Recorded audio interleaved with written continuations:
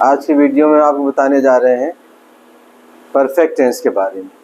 वैसे ही पिछले लेक्चर्स में परफेक्ट टेंस के बारे में बताया गया। परफेक्ट का मतलब होता है पूरा होना, यानी पूरे होने पर जोर, चाहे वो प्रेजेंट में पूरा होने पर जोर हो, चाहे पास्ट में पूरा होने पर जोर हो, चाहे फ्यूचर में पूरा होने पर जोर। जब भी इस पर जोर होगा तो पूरा होने का मतलब ही हो गया। एक सेंस यहाँ से ये भी निकल रहा है कि वर्ब की थर्ड फॉर्म का यूज होगा। पिछले टेंसेस में आपने देखा, हमने अभी स्किप कर दिया है पास्ट परफेक्ट को। सबसे ज़्यादा यूटिलिटी, सबसे ज़्यादा उपयोग जो है वो फ्यूचर परफेक्ट टेंस का होता है।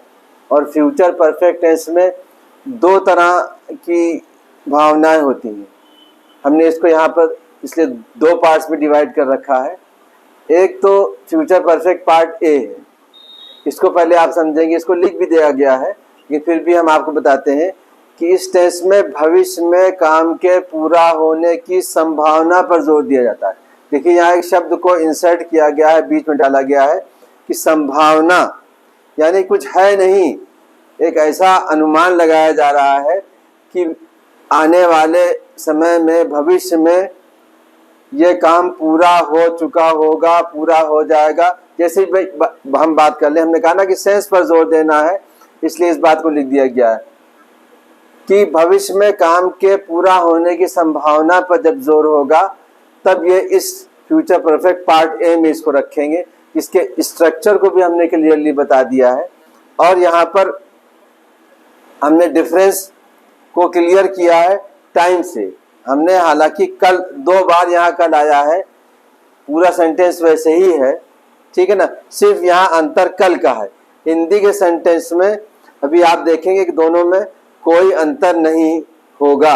अभी हमने आपको सिर्फ अंग्रेजी पर जोर देने के लिए इसको लिखा है ताकि आप इसको समझ जाए।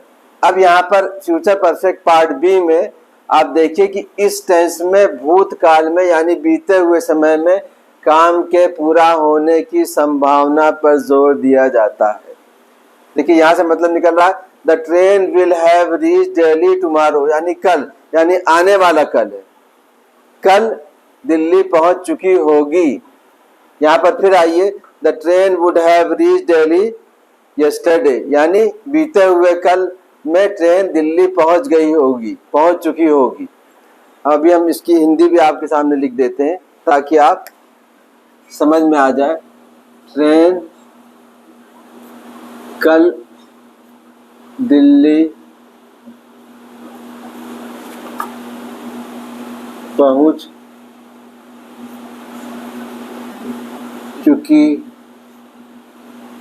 या गई भी कर सकते हैं, चुकी होगी, ठीक है। अब यहाँ पर भी आप देखेंगे कि फिर वही शब्द आ रहा है, सब कुछ वैसा ही है। ट्रेन कल दिल्ली पहुंच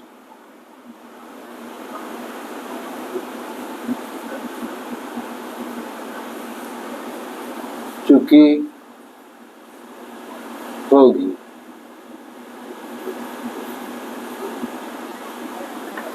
यहाँ पर आप देखें कि दोनों वाक्यों में कोई अंतर नहीं है।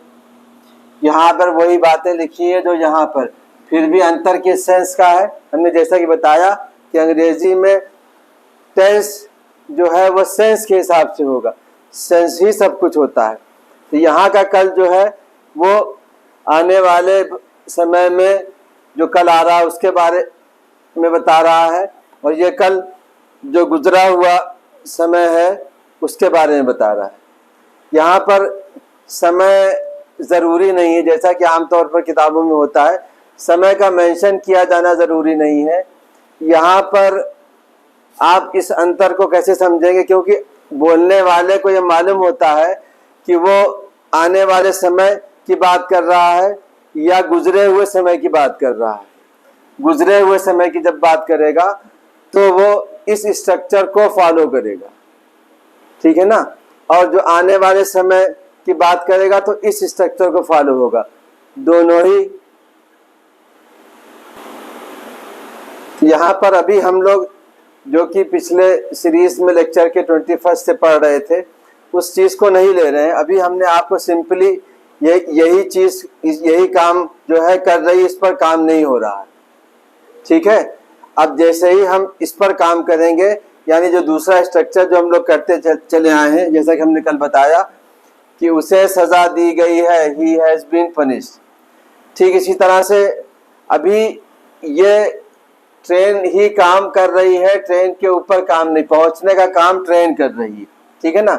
अब अगली जो एग्जाम्पल्स है वो डायरेक्ट हम आपको दिखाएंगे कि इसके अंदर कैसे एडिशन हो रहा है जब ये काम इसके ऊपर हो जाएगा।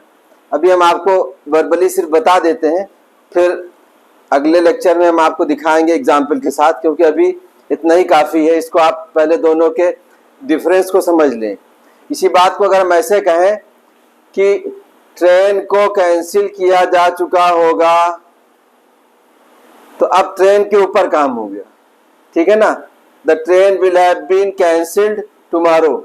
ऐसा होता है कि भाई संभावना है कि बरसात है या कोई और रीज़न है, ट्रैक खराब है, तो उसको निरस्त कर दिया जाएगा। आज की संभावना से हम कल के बारे में एक बात कर रहे हैं, ठीक। फिर आपके पास कोई न्यूज़ थी, यहाँ पे आ गया फिर बीते हुए समय में कि ट्रेन को कल कैंसिल कर दिया गया होगा, तो यहाँ कल से दोनों में समय को शो कर रहा है, लेकिन समय भी ज़रूरी नहीं है। आप बोलने वाला ये जानता है कि वो भविष्य की बात कर रहा है कि भूतकाल की बात कर रहा है। उस आधार पर ही हम यहाँ पर स्ट्रक्चर को फॉलो करेंगे। अगर हम भविष्य की बात कर रहे हैं तो इस स्ट्रक्चर को फॉलो करेंगे, अगर हम पास्ट की बात कर रहे हैं, भूतकाल की बात कर रहे हैं, तो हम इस स्ट्रक्चर को फॉलो करेंगे।